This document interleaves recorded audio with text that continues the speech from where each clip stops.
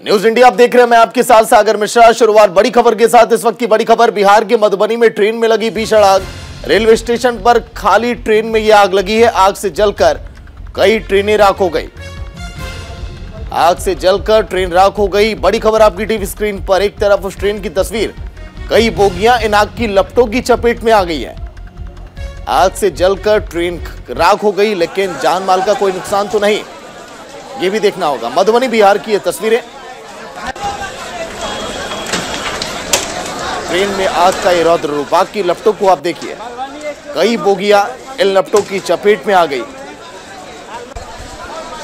लेकिन हताहत की खबरें को भी अब देखना होगा। देखिए, सबसे पहले न्यूज इंडिया इन तस्वीरों को दिखा रहा है आपकी टीवी स्क्रीन पर। ट्रेन जलकर राख,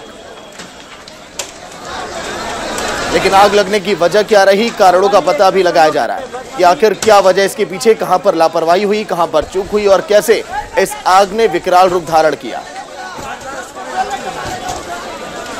मधुबनी बिहार से सबसे पहले न्यूज इंडिया इन तस्वीरों को दिखा रहा है एक्सक्लूसिव ये तस्वीर। कई बोगियां इन आग की लपटों की चपेट में आ गई, लेकिन जान माल का कोई नुकसान तो नहीं, किसी की जान तो नहीं गई, ये भी देखना होगा। देखिए लोग किस तरह से पानी डाल डालकर आग पर काबू पा रहे हैं। जो वहां पर आग के मानक होते हैं स्टेशनों पर मौजूद, उसी से लोग काबू पाने की कोशिश में जुटे हैं। प्लेटफॉर्म पर खड़ी ये खाली ट्रेन में आग लगी। हालांकि किसी की जान तो नहीं गई होगी, लेकिन नुकसान तो हुआ ही।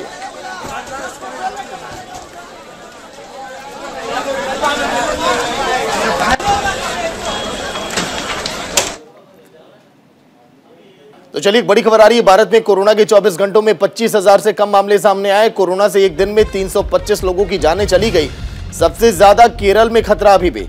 केरल में एक दिन में 7,780 नए मामले सामने आए हैं। शुरुआती दौर से ही देखा जा रहा है केरल में कोरोना पर बेकाबू नहीं पाई जा सकी। सबसे ज्यादा केरल में मामले, और बिगड़ते हालात अभी भी काबू में नहीं है। हालांकि जो तस्वीरें आपने देखी होंगी, देश के अंदर 1.5 लाख 2.5 लाख के ऊपर मामले पहुंच चुके थे, लेकिन अब हालात नियंत्रण में।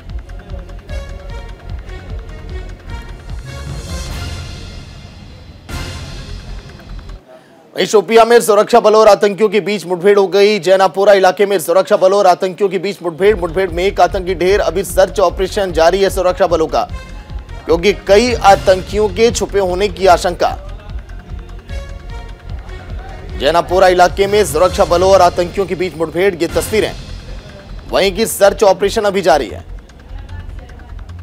एक आतंकी ढेर, क्योंकि 2 से 3 ऐसे आतंकी हैं खूंखार जो इलाके में छिपे हुए हैं, जिन्हें सुरक्षाकर्मी ढूंढ निकालने में लगे हैं। जैनापुरा इलाके में लगातार सीमा पर इस तरह की घटनाएं सामने आ रही हैं। मुठभेड़ में एक आतंकी, हालांकि ढेर, लेकिन कई आतंकी भी छुपे हैं जो अपने मंसूबों को कामयाब करना चाहते थे, लेकिन सुरक्षाकर्मी वहां पर मुस्तैद।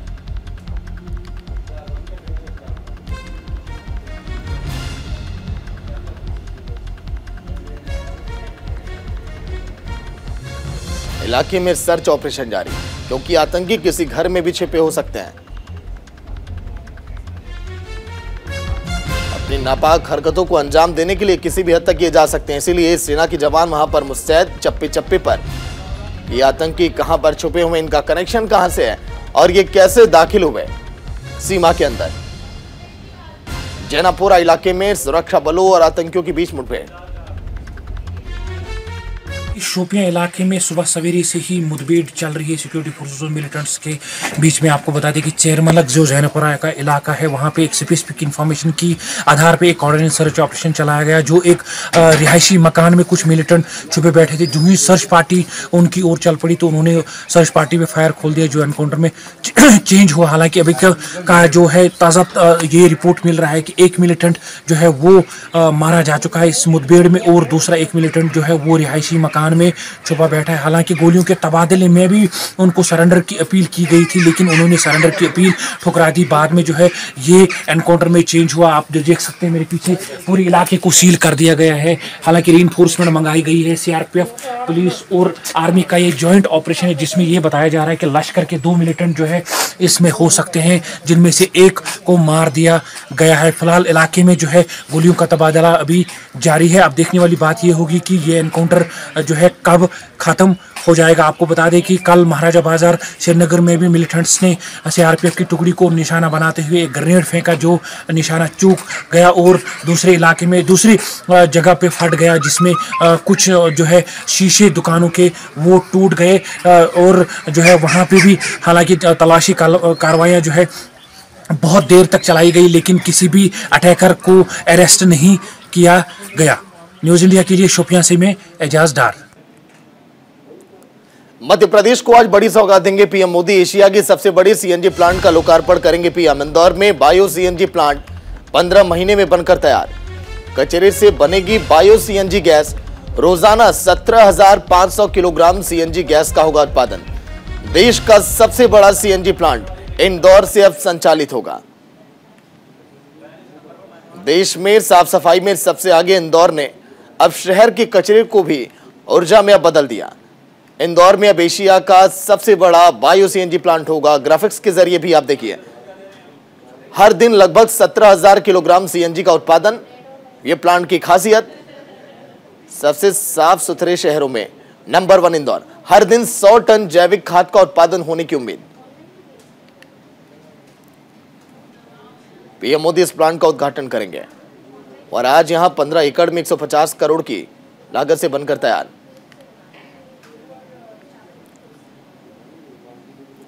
तो चलिए बड़ी खबर आ रही है पंजाब के सीएम चन्नी और सिद्धू मूसेवाला पर केस दर्ज। 6 बजे के बाद प्रचार करने का आरोप। आम आदमी पार्टी ने की थी शिकायत। कल शाम 5 बजे चुनावी शोर थम गया, उसके बाद लेकिन 6 बजे के बाद भी प्रचार प्रसार किया गया। कांग्रेस की तरफ से इसी को लेकर केस दर्ज करवाया आम आदमी पार्टी ने।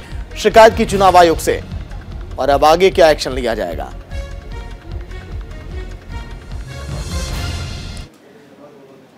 पंजाब में 20 तारीख को वोटिंग होगी। उससे पहले कुमार विश्वास ने विपक्ष को खाद पानी दे दिया। केजरीवाल चाहे जितना अपने आप को पाक साफ बताएं, पर उन पर विश्वास का संकट अब गहरा गया है। अब तो विश्वास साफ साफ ये पूछ रहे हैं कि इधर उधर की बात मत कर, तो इतना बता खालिस्तानी समर्थकों से मिले थे या फिर नहीं। रिपोर्ट आप देखिए।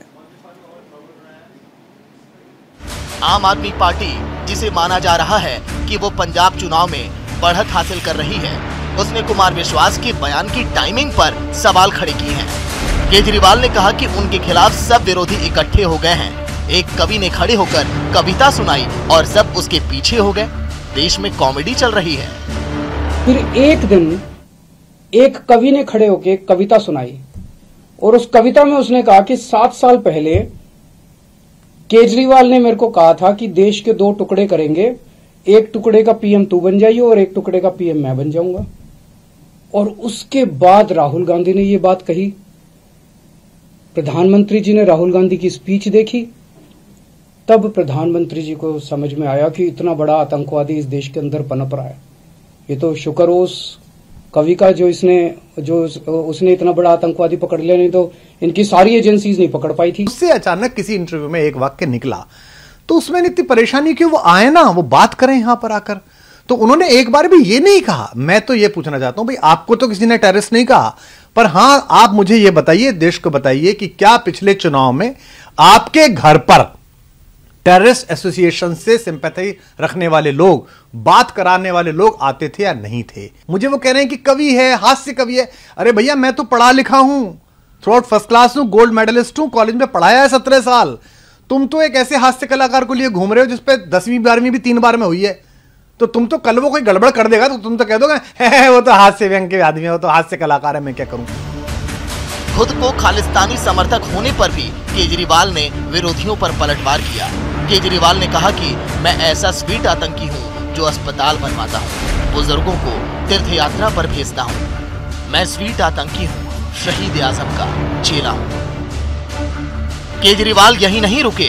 केजरीवाल ने दावा किया कि पंजाब चुनाव में आपकी चुनौती को देखते हुए कांग्रेस और बीजेपी ने हाथ मिला लिया है। उन्होंने आशंका जताई कि 1-2 दिन में उनके खिलाफ एफआईआर भी दर्ज हो सकती है।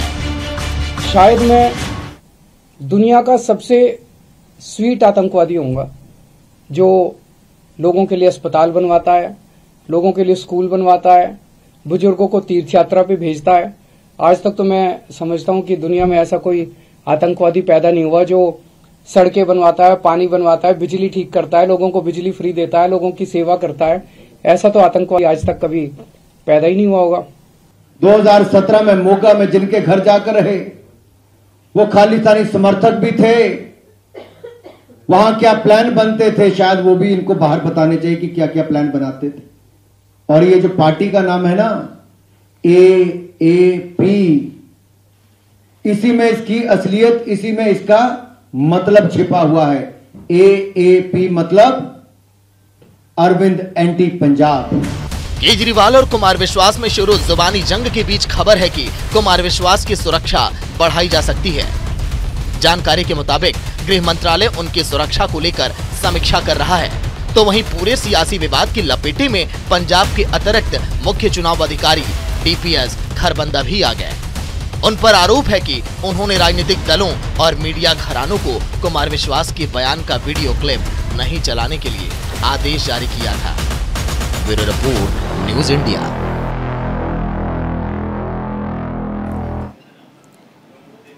तो चलिए, हमारे रेजिडेंट एडिटर राजीव पाठक ने पंजाब के पूर्व CM कैप्टन अमरिंदर सिंह से खास बातचीत की है, देखिए आप।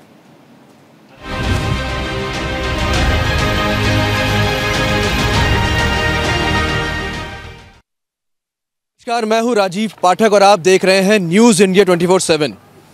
इस वक्त हम हैं पटियाला में। पटियाला यानी कि कैप्टन अमरिंदर सिंह। जी हाँ, ये शहर ही उनके नाम से जाना जाता है। इस शहर की पहचान कैप्टन साहब है। इस शहर को बसाया उनके पूर्वजों ने और उसके बाद इसको कई सालों से एक गार्जियन के तौर पे कैप्टन साहब संभाल रहे हैं। इस वक्त हम उनके चुनावी रथ पे मौजूद हैं, चुनाव प्रचार कर रहे हैं। कुछ वक्त पहले उनकी थोड़ी सी तबीयत नासाज थी, मगर अब वो पूरी तरह से फिट हैं और जनता के बीच में जनता की सेवा करने के इरादे से दोबारा उतर चुके हैं। हमारे बीच में है कैप्टन अमरिंदर सिंह साहब, आपका बहुत बहुत स्वागत है। मेहरबानी जी, बहुत खुशी हुई आपसे मिलकर। कैप्टन साहब, सबसे पहला सवाल जो आपके लिए बहुत ही इमोशनल भी है मेरे ख्याल से, चुनाव से ऐन पहले कुछ 3-3.5 महीने पहले आपको आपकी उस पार्टी से निकाल दिया जाता है जिसको आपने बनाया, शुरुआत से संभाला और इतने सालों तक पंजाब में उसकी पहचान बनाई। एक बहुत ही इमोशनल मोमेंट रहा होगा आपके लिए जब ये आपके साथ हुआ। नहीं, इमोशनल मोमेंट तो नहीं था, लेकिन मैं बड़ा हैरान था कि जब मैं इतने सालों से, क्या 52 ईयर्स से तो पॉलिटिक्स में हूँ। 42 ईयर्स मेरे कांग्रेस में थे। कांग्रेस में पहले भी था, लेकिन ब्लू स्टार के टाइम मैंने छोड़ दी थी। But 42 years is a life time. उस लाइफ टाइम में राजीव जी मेरे एक साथ जूनियर थे स्कूल में। सोनिया जी और उनको मैं जानता था, उनकी शादी के टाइम बच्चों को जानता था। जिस तरीके से इन्होंने किया, that you know every president has the right को किसको चाहते हैं, किसको बनाना चाहते हैं, दैट्स ऑल राइट। बट मुझे इतने साल जानने के बाद surely it could have been done in a more dignified manner. Dignified तो कोई रहा नहीं ना। ये तो मुझे टेलीफोन कर दिया 10 बजे के इस्तीफ़ा दे दो, मैंने दे दिया। खैर, आपने इस्तीफ़ा ज़रूर एक डिग्निफाइड वे में दिया, हम तो उसी की बात कर सकते हैं। अच्छा, सबसे बड़ा एक वजह बन के निकले नवजोत सिंह सिद्धू, आपके साथ जो एपिसोड हुआ उसकी, आप कैसे देखते हैं नवजोत सिंह सिद्धू की पार्टी में रहना? अभी भी कुछ ना कुछ उनका मसला चल रहा है। He is not satisfied yet. I don't think he's ever be satisfied. He is a very unstable man. I've known him for a long time. He is आज जो वो कर रहे हैं, अब इलेक्शन में पहले देखो प्रेसिडेंट, मुझे हैरानी इस बात की है कि मुझे कहा था उसके बात करने को फॉर प्रेसिडेंट। आफ्टर टॉकिंग इसके साथ बात करके दिल्ली में, मैंने सोनिया जी को बोला this man is not stable, don't make him. मेरी बात सुन ली और 3 महीने के बाद बना दिया। सो अब आप देखेंगे कि कुछ ये इलेक्शन तो हार जाएगा। द इंडिकेशन आर सच फिर ये रखेंगे या नहीं रखेंगे वो तो दिल्ली वाले ही बताएंगे।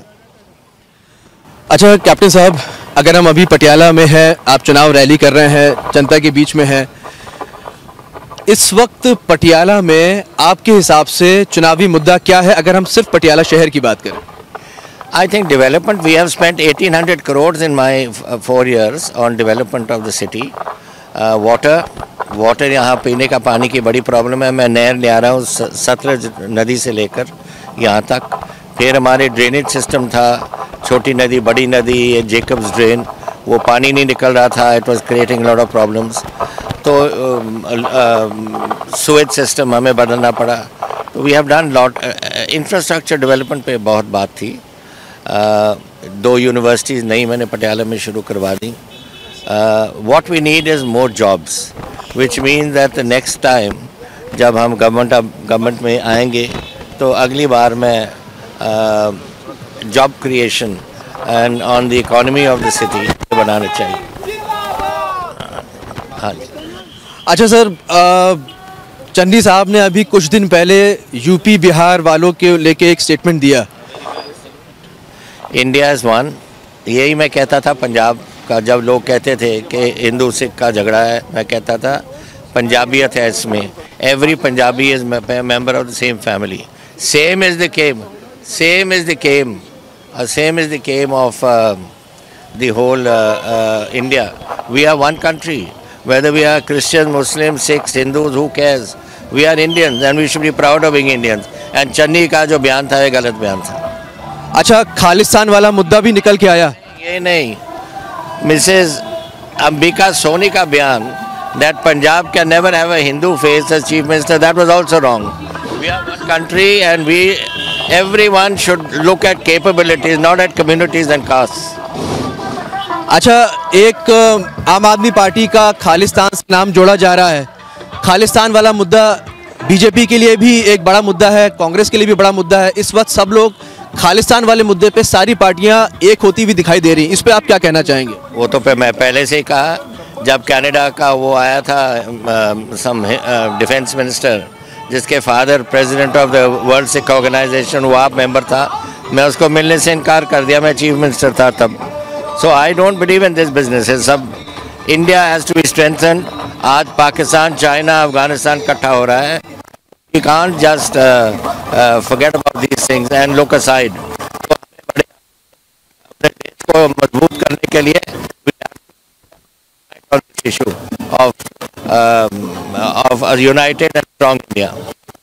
अच्छा, भगवंत मान के बारे में सब लोग कह रहे हैं कि अगर आम आदमी पार्टी चुनाव जीत जाती है तो भले ही सीएम भगवंत मान बन जाएं, लेकिन सारा कमांड दिल्ली के हाथ में रहेगा। सारी पार्टीज के कहना है। मैंने प्रकाश बादल जी से भी बातचीत की, मैंने सोनी साहब से बात की, हमने चन्नी साहब से बात की। सबका ये मानना है कि पंजाब का मुख्यमंत्री, पंजाब की पावर पंजाब में रहनी चाहिए। इस बारे में आप क्या कहेंगे? नहीं, बात आपकी ठीक है, हुक्म तो उधर से ही चलेगा। केजरीवाल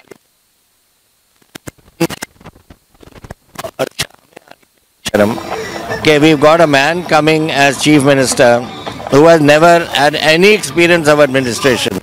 वो बस मीडियन होता था टेलीविजन के ऊपर।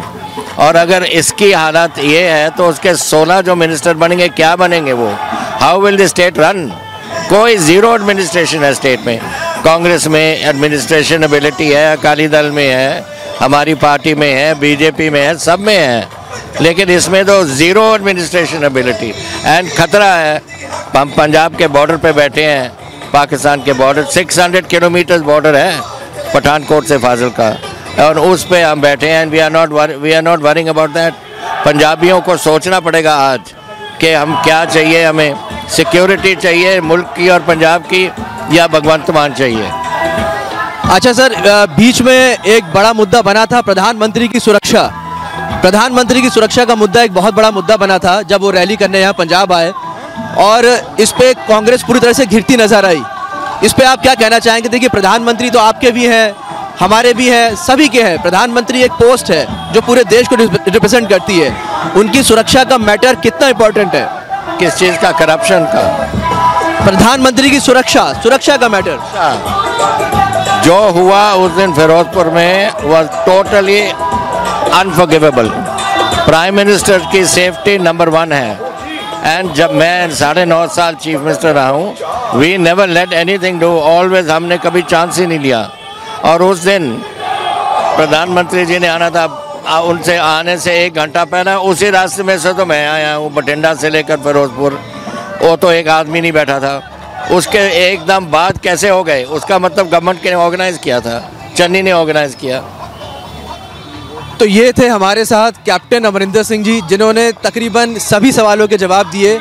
इस वक्त रैली में है, जनता का अभिभाषण स्वीकार कर रहे हैं, जनता से बात कर रहे हैं। आप लोग देख सकते हैं काफ़ी विशाल रैली है, जनता का समर्थन आप देख रहे हैं। इसी के साथ अभी के लिए इतना ही। राजीव पाठक, पटियाला से, न्यूज़ इंडिया 24/7।